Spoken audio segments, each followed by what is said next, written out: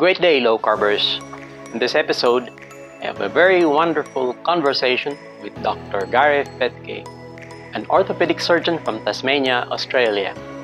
He's one of the leading pioneers advocating low carbohydrate, healthy fats nutrition worldwide. In this podcast, we go down the rabbit's hole of the anti-meat, pro-vegetarian, pro-vegan sentiment, pushing the unhealthy agenda of the high carbohydrate dietary pyramid, which has significantly caused the global diabetes and obesity pandemic worldwide, which, to the surprise of many, is actually deeply rooted with Ellen G. White's writings and the current dogma of the Seventh Day Adventist Church. Learn more from Dr. Gary Fettke himself.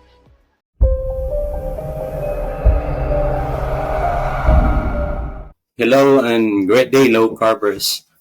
I am Dr. Don AHPRA, and this is the Low Carb Health Doctor podcast. In this episode, I am very, very highly honored to have as our guest one of the biggest pillars of the low carb healthy fats movement, which is a grassroots movement worldwide. And I'm quite sure that if you have gone through a lot of your own research about the ins and outs of the low carbohydrate diet, you would have encountered his name perhaps one way or another. He's a physician, a practicing orthopedic surgeon from Tasmania, Australia, and he's no other than Dr. Gary Fettke himself. Welcome to the Low Carb Health Doctor platforms, Gary. I'm looking forward to our chat, Don. Should be fun. Okay, so before I proceed, I feel so much honored to have you here, and I would like to say a few words. Honestly, I personally hold high regard for you, Gary, knowing the travails and the persecutions you had to go through as a doctor there in Australia when you were among the first to openly advocate this, what I now know as a therapeutic low carbohydrate nutrition to your particular set of patients there for a long time already, especially those with diabetes. So for that, I salute you, sir. Don, Your principles and ethics, especially in the midst of all those challenges you had to go through. the good thing about being a surgeon is that surgeons know that they're right, so you keep going. So that was it. It was nothing. It was about doing the right thing. But I knew I was right, and the more people who told me that I was wrong, I just went, no, actually, I'm actually right on this, and everyone else is wrong. But you can ask my wife Belinda. I'm a very stubborn individual when it gets down to it. Well, in that sense, stubbornness indeed does wonders, I suppose. So I'd say your pronouncements, your statements about the defective dietary guidelines, you and your wife Belinda, I'm saying, are these guidelines that have been propagated because mostly, I suppose, due to the propaganda that is backed by the sugar and processed food industry and probably even the pharmaceutical industry as well. And they are the most likely to benefit from and the church. It's much easier to think that, okay, this is just all related to money, but in fact it's not. It's actually religious beliefs which have actually been guiding our dietary guidelines. And I'll cut to the chase. It's the Seventh Day Adventist Church, who people go, who are they? They have a major missionary component to their work, right around the developing world in particular. But when you realise that they effectively own the cereal industry, the soy industry, started the fake meat industry, and have been writing our dietary guidelines, and they're a vegan organisation with an anti-meat, pro-processed food industry agenda, then it's no wonder we've gotten sicker and fatter as a society whenever we've been under the influence of Western dietary guidelines. And that's it in a nutshell. It's not just big food, and it's not just big pharma. It's actually religious ideology that sits behind it as well. Yeah, if you haven't awakened to those facts, you're just living your day-to-day life, not knowing those, and you get to hear about it. It's quite surprising, sometimes often ridiculous and unbelievable.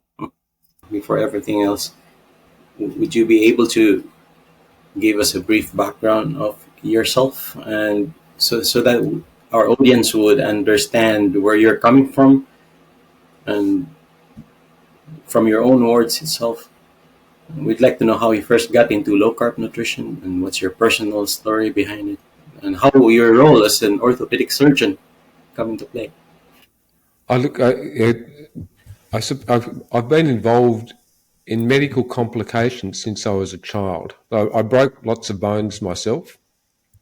My mother died when I was young from a medical mistake.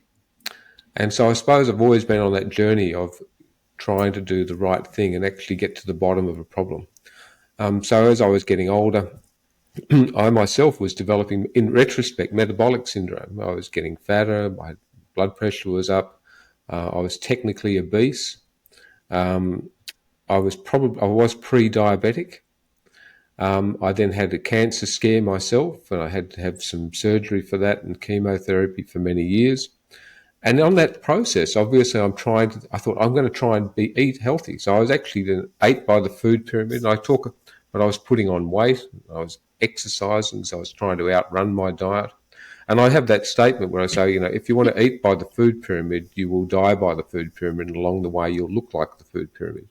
That whole triangular shape. And I was on that path. And then around about 13 years ago, the concept of sugar and cancer was starting to come up. It was, you had to go looking for it. And there was some work about the role of metformin. Metformin's a diabetic drug, and that people on metformin did better with their cancer outcomes. And that work came out of South America. So as a simple orthopedic surgeon, I was going, okay, well, hang on. If you can improve outcomes by taking a medication to reduce sugar, why don't you reduce sugar in your diet? So I was on this cancer pathway trying to work out, and my own health journey. But in a clinical practice, I've been looking after not mostly, but a large portion of my practice was looking after patients with diabetic foot outcomes. Just disasters. And every week I was having to amputate a bit of someone's foot or their toes or their leg in the worst case scenario. And very clearly, hospital food was terrible. And the point in time for me when it all just came into a head is when I came along, I had a fellow in his 40s who was going to lose both of his legs with diabetic complications. And I went there and he was being given ice cream to eat. And when I looked at the hospital thing and he was being given ice cream 3 times a day as part of the hospital food guidelines. And I said, you cannot just stop giving him ice cream. And then I was told, oh, we can't, that's the guidelines. So that's when the war started. Literally I went, hang on, this is just crazy. My patient with diabetes is being given ice cream and sugar, and I can't control his blood sugar levels. So, and because I started challenging the system, I then started doing more and more research into it. And then I went on this thing called social media, Facebook, and published a web page. And within 24 hours, maybe 48 hours, I was targeted by someone who was working with Coca-Cola or for Coca-Cola. So the sugar industry were onto me the moment I came. So the thing is, if you can be a celebrity chef or you can be someone in the media and talking about sugar, and they can get rid of you. But if a surgeon who's sick and tired of amputating limbs because of sugar gets up there and says, I'm sick and tired of amputating limbs because of sugar, all of a sudden, I didn't realize how powerful a message that was until, and I realize that's naive, but as the time went on, that became a very powerful message, and therefore I ended up being targeted by the food industry and the pharmaceutical industry over time. And so, again, we got through the medical. I just stood the ground, kept on coming back to biochemistry, doing more and more research into it, And the more research I did and the more people I started coming into contact with, I went, actually, this is right and our system is wrong. So that's the story of ultimately my health journey with a bit of my clinical practice tied up with how it's then gone down the political pathway. It's complicated, and it's a lot bigger than that, but that's it in a nutshell. But I'm still standing, and I'm still alive. And I tried to convince you earlier that I'm 85, but you worked it out that I'm not. I think that would be more of your father. He's past that. So that part of your life story, I'd say your hero's journey, wherein what was that again? The Australian Health Practitioner Regulation Agency, or the AHPRA, which I think here in the Philippines, the equivalent of that would be the medical board of the Professional Regulation Commission. That's what we call it here, PRC, Professional Regulation Commission. Wherein I suppose, based on what I've read about you, your background, the AHPRA once intervened with the message that you've been bringing out to your patients and to the public about sugar. Can you tell us more about that part of your life story? I was reported on 3 occasions.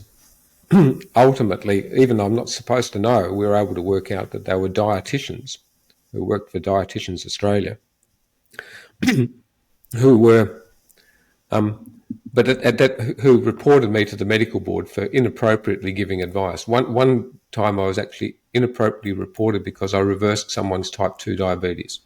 It was done on national TV, but you're not allowed to get rid of someone's diabetes because that's criminal, if you can believe that. But that's what happened. It was deemed inappropriate for me to get rid of someone's type 2 diabetes as an orthopedic surgeon. But our basic degrees, we're first of all your doctors, and then you become specialists. So our degrees are all the same. It's just which pathway you go down. As it turned out, Belinda's work ended up finding documents where the Australian Breakfast Cereal Manufacturing Forum, so the cereal industry here in Australia, and we're talking about Kellogg's and we're talking about Nestle and here in Sanitarium in Australia, Freedom Foods, and the Food and Grocery Council had all combined to target the people who are on that low-carb message.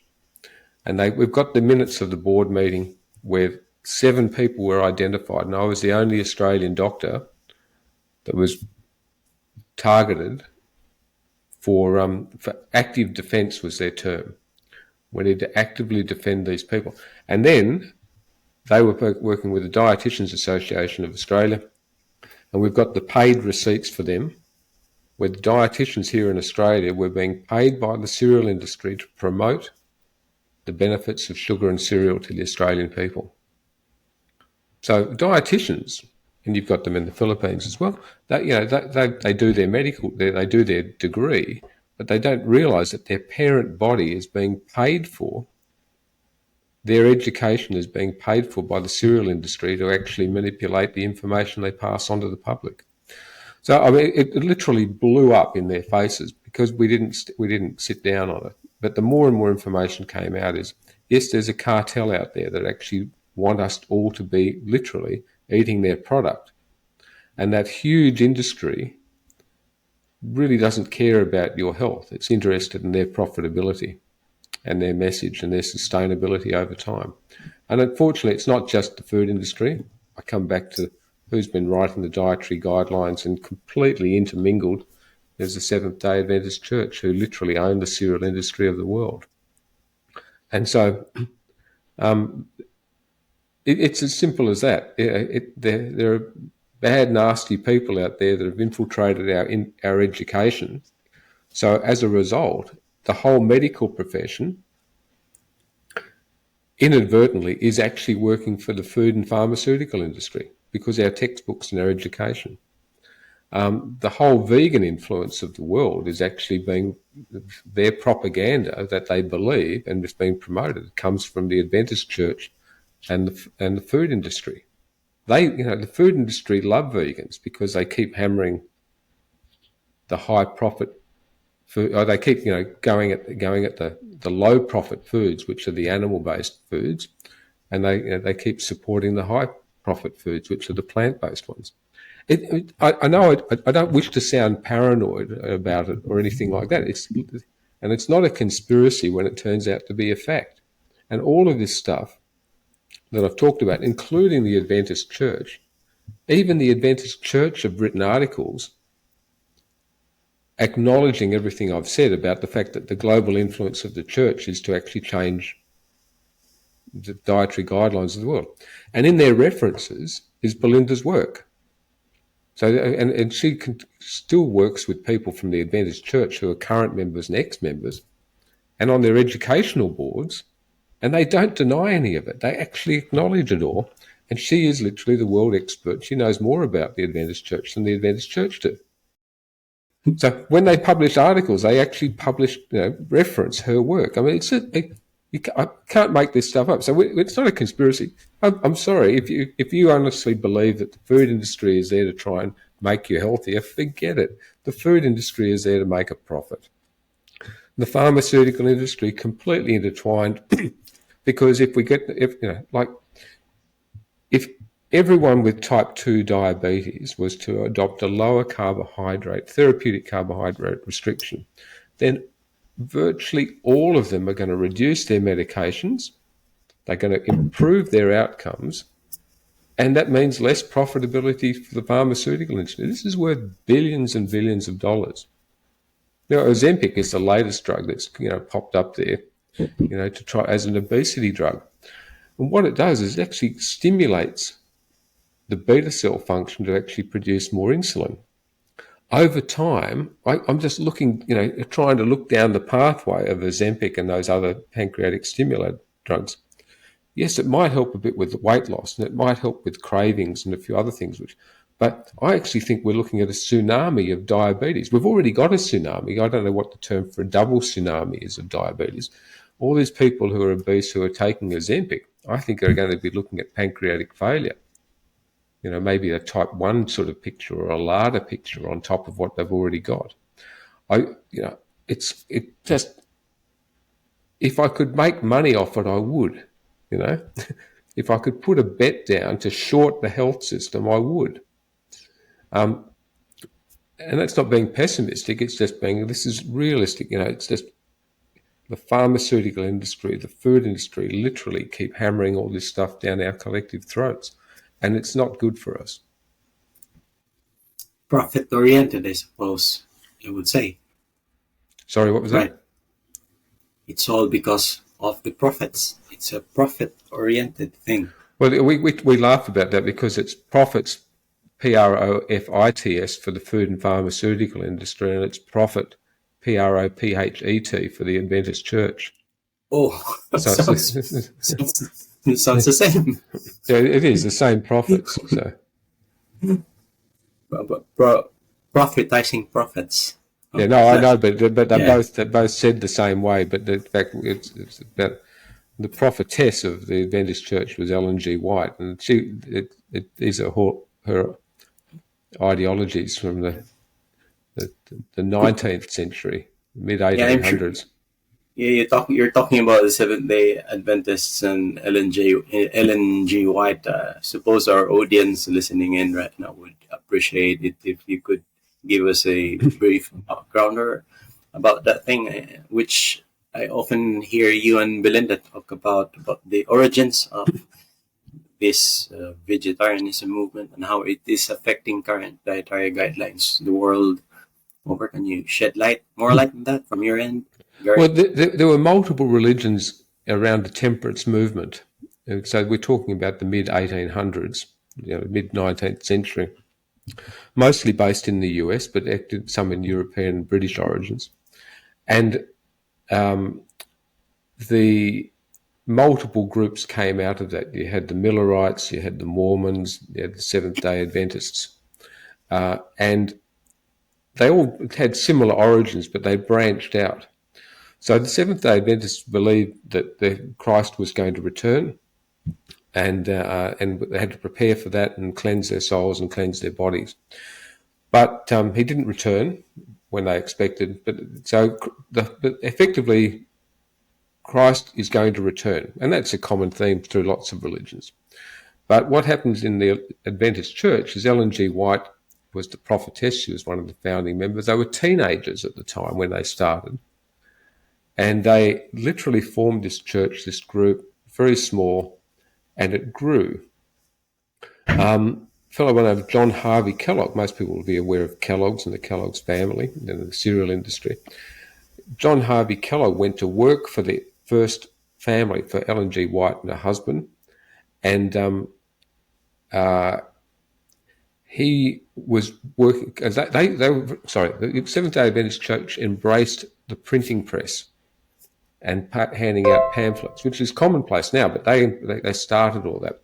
So John Harvey Kellogg, in fact, even like a little side thing, the Adventists never really got into a lot of trouble with the Nazis in Nazi Germany, because they actually supplied the printing presses, and they had a working relationship with the Nazis to actually allow the printing press. There's so many different pathways to travel there, but I'll stop there.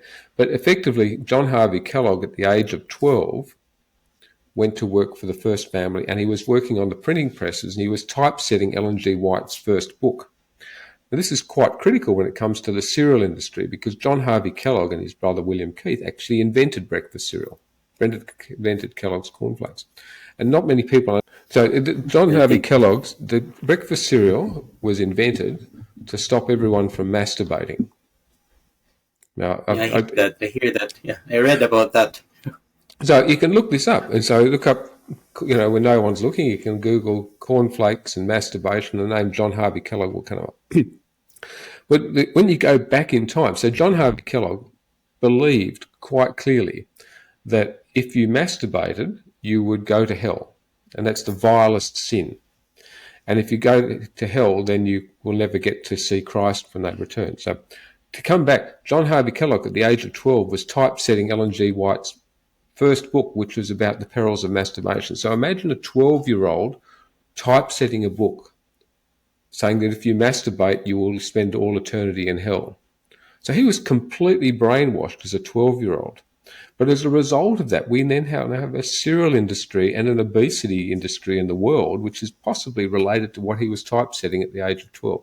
And I know I'm drawing a long bow, but in fact, the ultra-processed food industry pretty well started with the cereal industry. The cereal industry started with John Harvey Kellogg, and John Harvey Kellogg was typesetting as a 12-year-old about the perils of masturbation.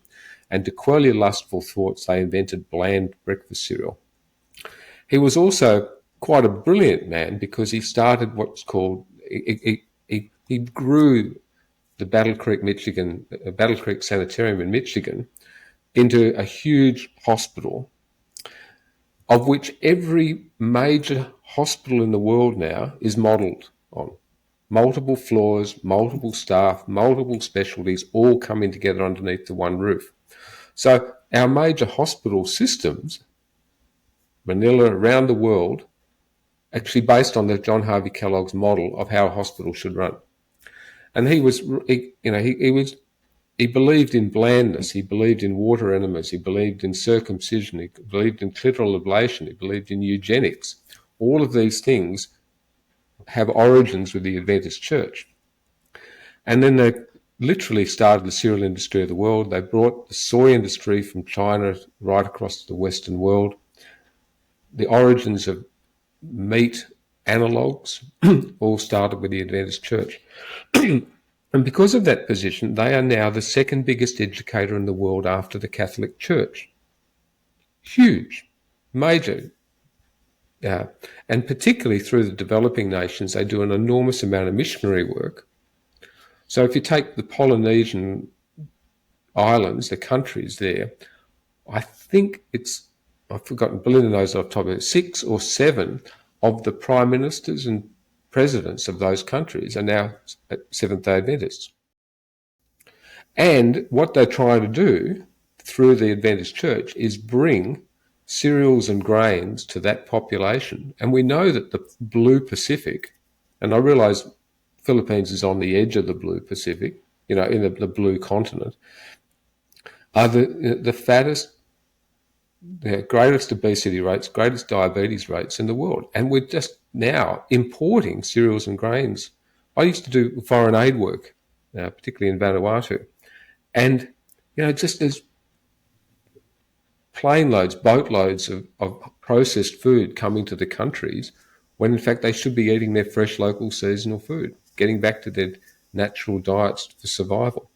So the Adventist Church is highly influential, and so their flow on from that is they started the American the American Dietetics Association, and they were effectively writing the textbooks for dietetics for the next 40 years.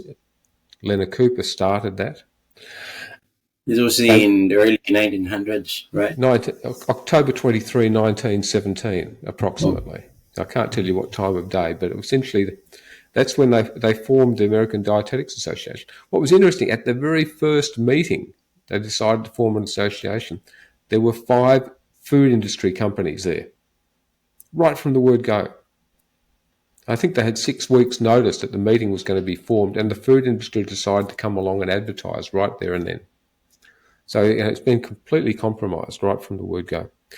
So the textbooks were written, and so the formation of the American Dietetics Association, the British, the Canadian, the Australian, the South African, and every other one around the world that's decided to form. And I don't know about the Filipino Dietetics Association. Okay, I don't know about, but the textbooks and those associations were all formed under the influence of the Adventist Church. And if you go back to those original textbooks, they have an anti-meat agenda. They've got a pro-cereal and grain, pro-soy pathway. And all of that's processed food. And we've all been set up to believe that that was the pathway. And so, again, this major influence of the church. And then because of that vertical integration of religious ideology, food industry, farming practices, they owned the stevia industry for a long time. Well, largely the seed, they've just sold it off in the last few years.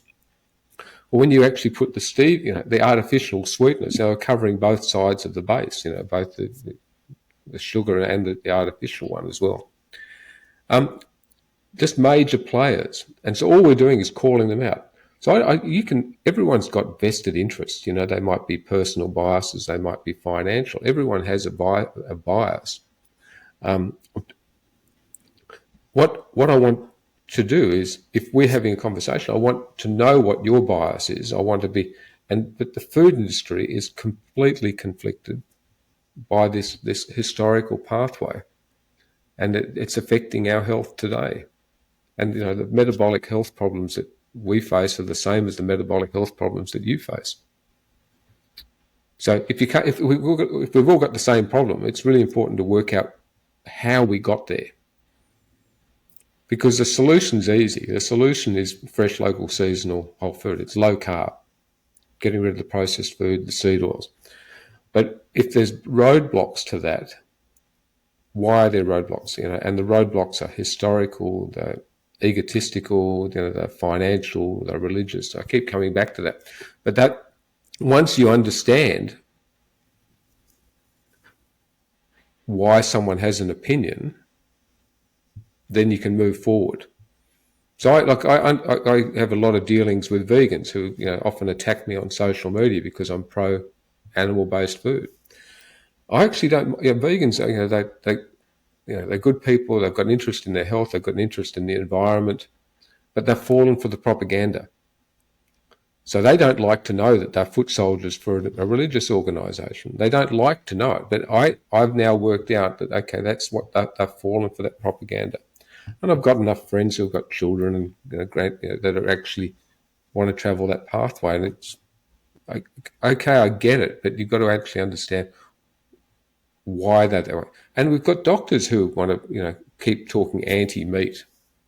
And I go, actually, why are you promoting a nutritionally incomplete diet?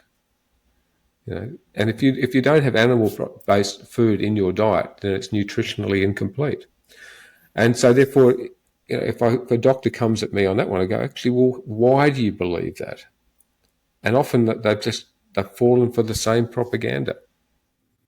And admittedly, they're trying to go into mainstream medicine now, right? With the I think it started with the American College of Lifestyle Medicine. Is that correct? And Well, here in the Philippines, there's already the Philippine College of Lifestyle Medicine, and they are openly recruiting doctors to become officially trained members of the society. And what they are trying to bring out to the public is that if you are a doctor who is really seriously advocating for proper lifestyle, then you have to be one of them. The lifestyle. Well, in principle, it sounds great. It's wonderful marketing. That lifestyle sounds holistic, and it is about sleep and exercise and relationships, but it's about veganism. When the exam courses and those doctors who don't, if you delve into it, the origins of lifestyle medicine and the exam curriculum is still written by the Seventh Day Adventist Church. The blue zones is the other one, which is getting a bit of publicity at the moment. The blue zones were looking at longevity cultures around the world, but it didn't have a huge marketability until they involved the Adventist Church in Loma Linda in California. So they were able to get increase the publishing capacity of it. And now the blue zones concept, the blue zones trademark, is being bought out by the Adventist Church. And so they're pushing communities, particularly in the US, to become blue zone communities at a cost of a few $1 million. You get a little blue zone tick over your community, but it's a vegan push, and it's a religious organisation push for the profitability of the church. It's got. I should come back. The underlying belief of the Adventist Church is that when the world turns towards vegan, understands the concepts and benefits, not everyone has to become vegan, but turns towards it, then Christ will return. And when Christ returns, then 144,000 Adventists will go to heaven or go into limbo, and the rest of us will all go to hell. Well, actually, no, I think it's called a living hell. We'll all burn here for 1,000 years, and then something happens to us. And I'm not making this up. So the belief is that Christ will return, and he will return soon. And so therefore there's this enormous push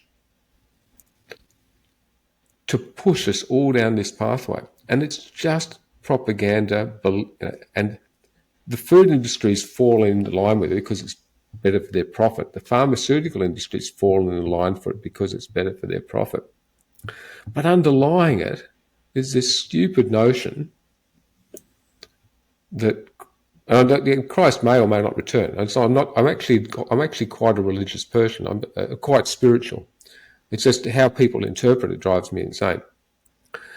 And how on earth they're going to actually pick which 100 of the people there's only 18 million Adventists in the world, last count. How are they going to pick with 144,000? I've got no idea. But what I'm saying is there's this religious belief to push these dietary guidelines upon us and these health guidelines. And so if all of our guidelines don't make sense, and obviously they don't to you and they don't to me, that's where our work's been. How on earth did we get into this position? Well, it goes back to 1917 with our food and 1910 with the Flexner Report. And again, these talks are on YouTube. There was one of mine called The Failure of Medical Education, where I put all that historical stuff together. It's mostly Belinda's work. Listen to her. She's much prettier than me as well, so because it's just fascinating. So if we're all being screwed over, excuse the language, if we're all being done over, it's really important to work out why and how and who, because then you know what to do when you're going forward. That thing you were talking about, the blue zone, that reminds me also, the branding. That reminds me of the heart healthy branding that Quaker Oats is getting out of the American Heart Association. Well, the last when they the heart tick, or the heart tick of heart health or whatever, you could buy that. I know here in Australia, I'd go back 15 years or whatever, if you paid about $80,000, so 50,000 US, or you work out whatever it is, essentially $80,000 would allow you to be able to put that tick on your product.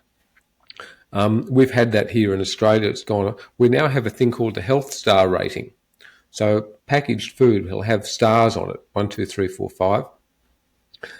And people are amazed when we point out, well, in fact, the algorithm for that health star rating goes on, processed food here, was written by Sanitarium here in Australia, which is wholly owned by the Adventist Church.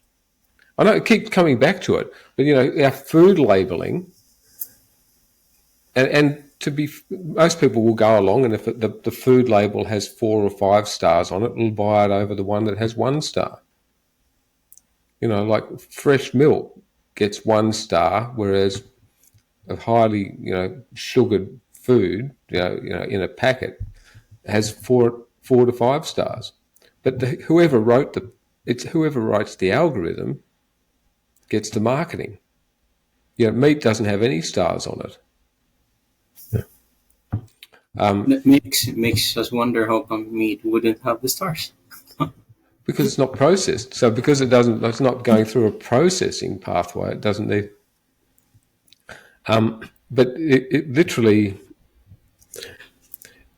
if you control the information pathways and you control a message of fear, which is, animals are bad for the planet, animals are bad for our health and whatever, and you keep repeating that message and you control the advertising, people start believing it. If I come back to biochemistry, well, I'm sorry, we're all just animals. You and I have the same metabolism as a cow or a pig or a bird or an insect. It's the same Krebs cycle. We're all just animals. We do not have the same metabolism as a piece of wheat or a potato or rice or whatever. Our metabolisms are animal-based, and therefore the fuels that we require are animal-based. We can get by on plant-based foods, but we don't thrive on them. We have to have animal-based product in our diet. Otherwise, we that's just biochemistry. We need a complete set of proteins. We need a complete set of healthy fats. We need a complete set of micronutrients, vitamins and minerals. And we require 0 carbohydrate in our diet. There is not a single... We have to emphasize that. We require 0 carbohydrates. No one has ever died from carbohydrate deficiency disease. Right? You can die of not having enough protein. You can die of not having enough micronutrients. You can die of vitamin deficiencies. You can have fat deficiencies. But nobody has ever died of not eating glucose or fructose. And there are pathways in the body, and that's what my talks, the biochemistry of it is. And again, it's simple. There is not a single biochemical pathway in the body that requires us to ingest glucose or fructose. And the very small amounts that we require are easily obtained from our breakdown of fats and protein. We've got this. God was not stupid enough to make us dependent on a seasonally available food, which is sugar. Yeah. And even the brain runs much better on ketones rather than glucose. Well, in fact, our babies develop in utero, inside the mother's abdomen, on ketones. Brain development is primarily in ketosis. The preferred fuel of the heart is ketones. When in between contractions, the heart is actually running on ketones. So when we're told, you've got to have your glucose, you've got to have your 130 grams of carbohydrate a day, this is purely just made up.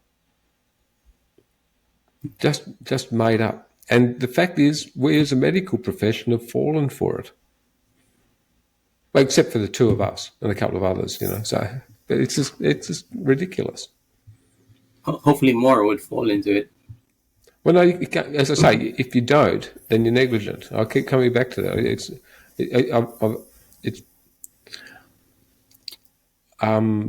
This is a growing awareness that we've gotten it wrong, and that's the important bit. Let me digress back a little bit to that thing you were saying about Dr. John Harvey Kellogg and the Adventist Church. So I think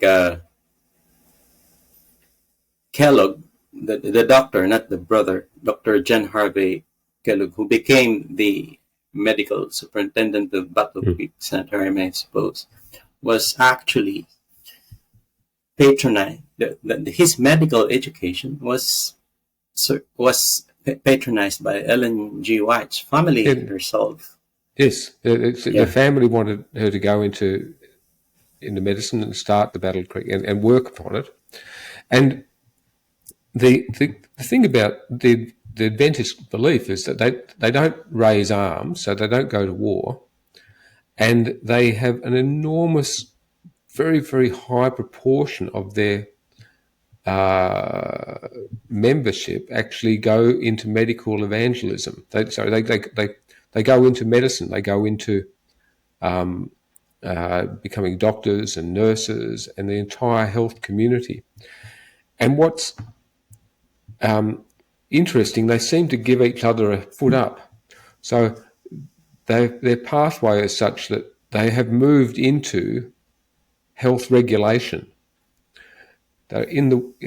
We know several who are at the highest levels of the World Health Organization. So they've moved into the public health space because that's their role. Ellen G. White said medical evangelism is the right arm of the church. So that was one of their beliefs, is that they have to, in fact. So again, it's just all this ongoing belief that Christ will return. We need to work towards veganism. And so we're going to use everything. And look, you cannot do anything but be amazed at how well they've done it. They've been working solidly at this for over 100 years to position themselves in the World Health Organization, the United Nations, into politics across the world, into the educational system of the world, into the US hospital system, particularly Florida. I think they've got 14 hospitals down there. They've got themselves into the diagnostic laboratories here in Australia. It's a fabulous business model that they've been working for 100 years for. And what's interesting, they're not actually in it for the money. The corporate church might be in it for the money, but the people are doing it because they believe in it. And that's a very, very powerful force. Yeah, it's probably part of their mission that yes. they think they're doing something good for the world. In fact, here in the Philippines, there are so many Adventist sanitarium hospitals. But before we go any further, let me emphasize to our audience that we are not being anti-Adventist here. We're just stating facts and historical facts. And many of my patients are actually Adventists themselves, and many of them don't really know much about the history of the Adventist Church.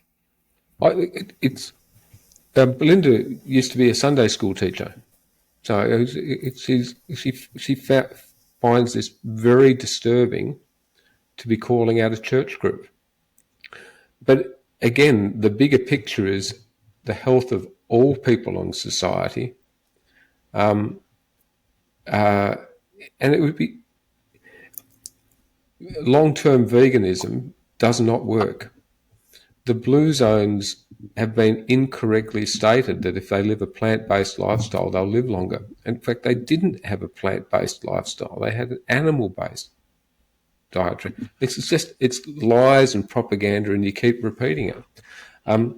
So we're not anti anyone. I appreciate what you've just said there. This is just the facts, and the facts that are there, and they've been admitted by the Adventist Church in the journal Religion. And it's just, we often say, where's the best spot to hide something? and that's in plain sight. They're not hiding it; they're just doing it. So anything I've said can be people can get on the internet and search for it, or back it up if people want to challenge us. But nobody's challenging it. And in fact, even members of the Adventist Church, even very high members, and one of the highest people within the church, has actually contacted Belinda and agreed with her. So it's just fascinating. I gather Ellen G. White once resided there in Australia before the 1900s. Am I right? Before she came to Australia for about 10 years and started up sanitarium here, the Sanitarium Hospital, Avondale College of Education. And she had visions to say that she wanted to bring a printing press to Australia. And she is the most widely translated female author in the world. Watch this other podcast episode, also featuring Dr. Gary Fettke, where Gary tells us about his own personal travails of how the AHPRA, which is the Australian Health Practitioner Regulation Agency, actually banned him from giving the low carbohydrate nutritional advice as a doctor to his patients, and for which he has already been deservingly exonerated. We talked about the need for doctors worldwide to educate themselves about the science of low carbohydrate nutrition and how it is the key towards reversing the modern afflictions we have today caused by metabolic dysfunction. Let's go fight metabolic syndrome.